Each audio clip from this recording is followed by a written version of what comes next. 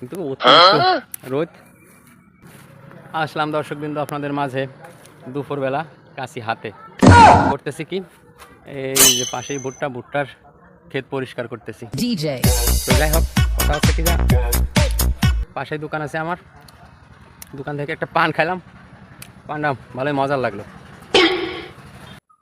অনেক জঙ্গল হয়ে গেছে, একবারে টোটালি জঙ্গল, পরিষ্কার করে একদম ক্লিয়ার করতে হবে।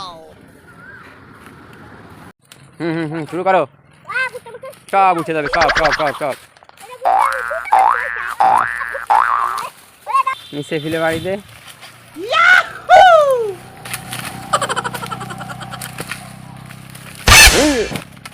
তুমি কিন্তু দেখা দিচ্ছি, সরে মাছ যাবে না, তুই অল্প অল্প টান দে, বেশি মাটি উঠিস না। সুন্দর করে করে দিছি, এই তো পরিষ্কার হয়ে যাবে ইনশাল্লাহ অতি দ্রুতই। আবার কুমড়ো লাগাই দেবো, কুমড়ো ভালো ফলন ফলবে।